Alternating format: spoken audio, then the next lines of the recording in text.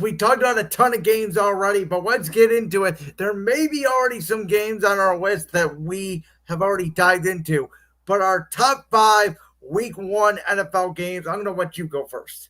So before I get into this, you know what I find interesting is from what I've seen through, on the schedule, I feel like there's usually a lot of divisional games in week one. That's not the case this season.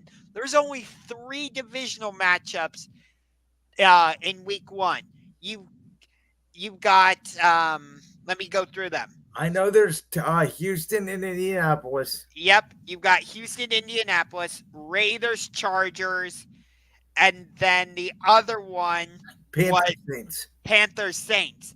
I think that's to me that's a fascinating aspect of this whole I'll thing. tell you what's fascinating. And again, I hate to bring up spreads, but you know how I am when it comes to the sports betting and stuff. Yeah, Uh, uh, a lot of these games are 2.5 to 3 point favorites. And if you're in a survivor pool this weekend, I'm just going to give people some advice here. I literally think, and I'm going to bite my words on this because they're going to somehow pull an upset because it's week one. I think the only option you have for Survivor, the only team that I have walked in to win a game this weekend is Cincinnati against New England.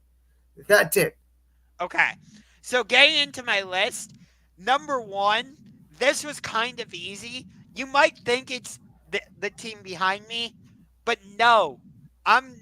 It's not Cowboys Browns at one. My number one game this weekend, Sunday Night Football, rematch of the NFC Wild Card game, which came right down to the final seconds. Matthew Stafford going back to Detroit, Rams, Lions. I think this is going to be another fantastic game, just like in last year's playoffs. Again, this is another game that could have massive ramifications on the playoff picture later in the season. And I can't wait to see what the environment's like in Detroit. Sunday Night Football, Stafford's first regular season game in Detroit as an opponent. You've got Jared Goff. You've got Dan Campbell against Sean McVay. Amon-Ra St. Brown versus Cooper Kupp. How do the Rams replace Aaron Donald? This game just has so many fascinating storylines. I can't wait. So then, obviously, number two, America's team against the Browns. I mean, you've got the kind of coincidence, the fact that both starting quarterbacks wear the number 4 for their jerseys. But think about it. Dak Prescott on one side, he's trying to prove that he deserves a contract extension from the Cowboys.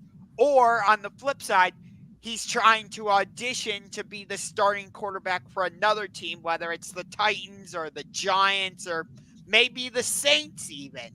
Um, and then on the other side of the ball, you've got Deshaun Watson trying to prove that, yes, the Browns made the right decision by giving up all the assets they gave up, giving him the massive contract extension, or contract, I should say.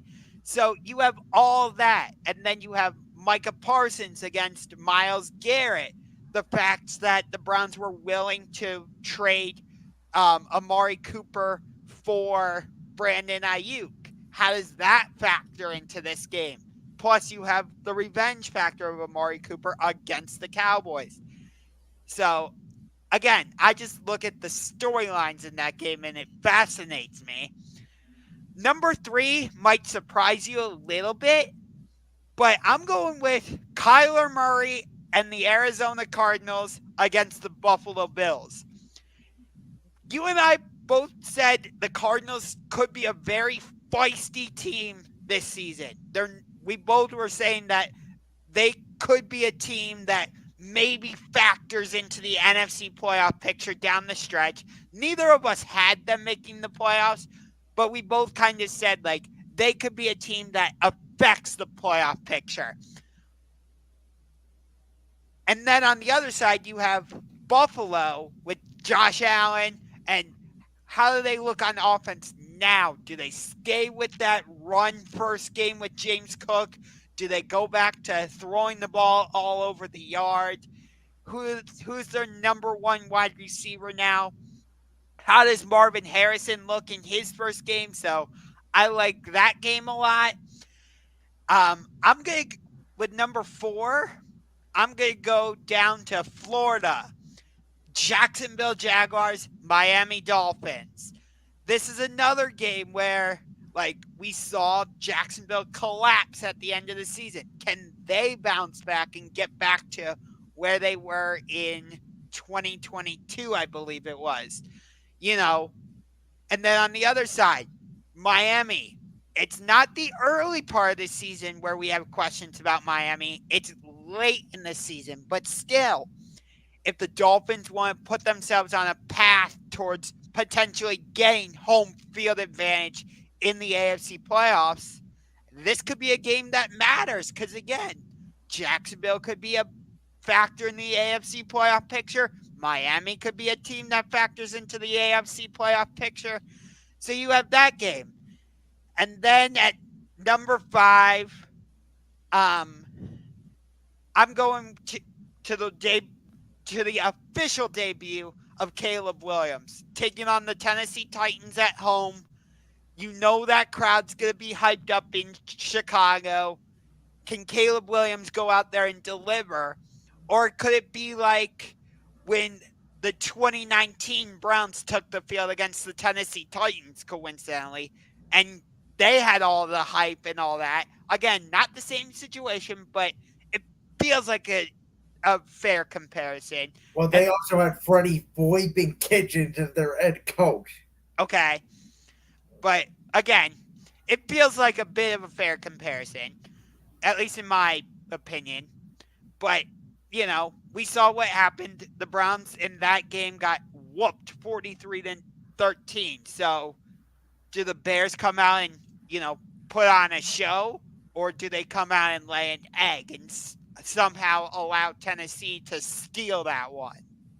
All right, Josh, out of your 5 games you mentioned, how many do you think I have on there?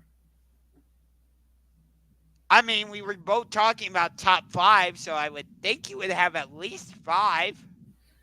No, I'm talking about how many of the games do you think are similar that you and I both picked? Oh, I'm going to say 2.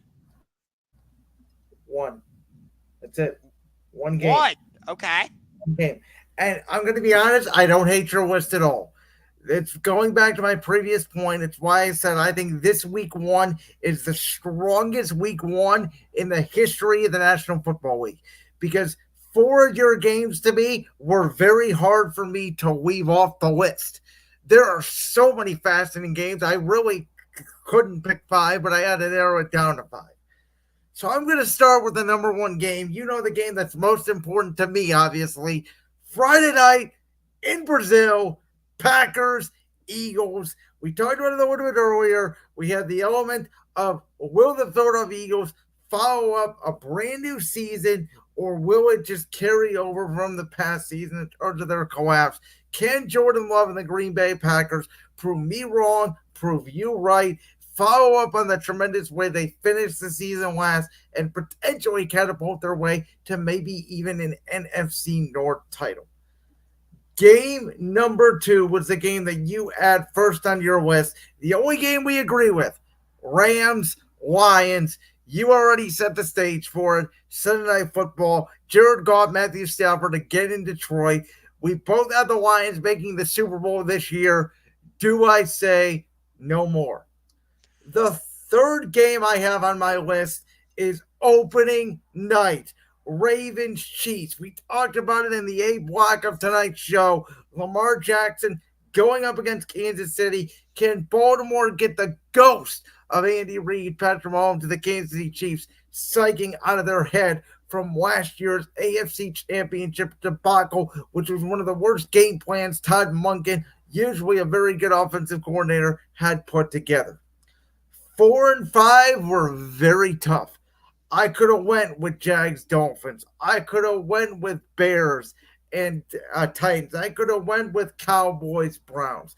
But I wanted to go with 2 other very interesting games to me. How close was Cardinals Bills to making your list? Cardinals Bills was 6. Okay. So at number 4, I have Texans Colts. I am very fascinated by how CJ Stroud comes out in year 2. Is he going to ascend or at least be the same as he was in year 1? We talked about the additions last week of Stephon Diggs and Joe Mixon. We talked about the pressure that is on the Houston Texans this year because we both believe Bobby Slowick is going to be a head coach really soon. We both believe the window is now for Houston to strike. We also talked about the fact the Colts won 8 games last year with Gardner freaking Minshew at quarterback. Anthony Richardson never finished the game. Now Shane Steichen's got the whole year, the whole offseason to work with Anthony Richardson. Not a lot of film on him. This could be a very sneaky game here. There's a reason to me why Houston's only favored by 2.5 and not by 4 or 5. I think there's some money coming in on Indianapolis. I kind of think that's a pick 'em game myself. It's week 1. Anything can happen. So let me just comment on that before you get to your 5th game. It's kind of similar to what we were saying about Jordan Love, because now teams have had a whole offseason to see what CJ Stroud can do. How is he going to adjust to what the defenses are going to throw at him? How are the defenses going to adjust and throw something different at him? That's going to be interesting. The 5th game on my list is the Arthur Smith revenge game. Steelers, Falcons, 1 o'clock in Atlanta, Georgia, Pittsburgh. Russell Wilson is their only offensive captain. Does that mean something? Does that not mean something? What's their situation going to look like? Is this Mike Tomlin's start to his last year in Pittsburgh? Atlanta, very interesting for Atlanta because I told you last week they start off the year with Pittsburgh at home, Kansas City at home, and they got Philly on the road there on a Monday night in between, and we all know how Kirk Cousins does in primetime games. I told you last week that I believe the Atlanta Falcons could start the season 0-3 and still win this NFC South division. But I am fascinated to see how a Zach Robinson as OC led offense with Kirk Cousins, Kyle Pitts, Bijan Robinson, Drake London. Now you bring in the defense out of the ball with Justin Simmons and Matthew Judon. How does this all come together for an Atlanta team who has a lot of hype around them? And historically, every time the Falcons have hype around them, they fall flat on their face. Or they pull off 28-3. Yes. So, I do think it's interesting that you don't have Cowboys Browns on there. Unlike you, I don't think there's a ton of storylines in that game. I think it's two non-playoff teams. I really do. You know, it's interesting you say that because yes, when we made our predictions last week, I had the Browns as a playoff team, but I've been giving it some more thought, and now I'm not so sure if the Browns are going to make the playoffs. There's a couple teams, one from the AFC North, another from the AFC South, that I'm looking at and saying maybe they'll make the playoffs instead of the Browns. I'm worried about the Browns' offensive line. And by the way, I think Dallas is a pop gun offense without CeeDee Lamb. And I don't think this is going to be a very high scoring game. I think it's going to be like 16-13. Okay. That could favor the Browns, though. And I agree with that. So, but I mean, again, we talked about it at the beginning of this segment. The fact that there are only 3 divisional games, I like that. I kind of wish there were no divisional games in week 1 and you put all the divisional games like later in the season. Like they've done with Pittsburgh and Chicago this year. 6 out of their last 8 games are all division games. Okay, I'm not necessarily saying that, but maybe like start most of the division games like in week 5, week 6, something like that. Like I think the NFL is trying their hardest to get most of their division games in the back half, so they're giving a couple early. Okay. But it's just like, you know how important division games are. I like the idea of like Buffalo hosting Arizona to start the season because, again, it's like Arizona doesn't go to Buffalo normally, you You, know. I'll say this. I'll give a bonus prediction on championship rings right here. Go ahead. Arizona wins outright. Hmm. Take the points for sure, but I think Arizona wins outright. 5.5 line. I like it. But again, that's why I put that game on my list. Not that I like your list. Like, trust me, Ravens, Chiefs, That's what I'm saying. It can find me a bad game. I even am fascinated by Panthers Saints. I want to watch Bryce Young. I want to see what that new offense looks like. yeah. I mean, I want Maybe I mean Chargers Raiders, but I want to see Harbaugh. I do. I want to see what the Raiders look like with Antonio Pierce as their full-time head coach now. By But by the way, at a game that we both didn't have on our list that I was highly considering, Commanders Bucks. I think that's a fascinating game. Jaden Daniels' his first start. Going into Tampa in that hot sun against Baker, first game without Dave Canales, as we talked about. yeah, um, I would even say Vikings Giant, maybe Now, Vikings. that's the one game. I'll say that is the one. I hope the Vikings destroy the Giants by 30. That's how bad I think. I don't want to watch 1 second of Giants football. They are, and you know what? Patriots Bengals. I hate to say it. I want to see what New England looks like with Gerard Mayo. I don't think they're going to be good, but could they shock the world? Who the hell knows? Yeah, but Vikings Giants, I'm just like, okay, like Yeah. Dan, Danny Derps is gonna force it to Malik Neighbors probably 30 times. Yay.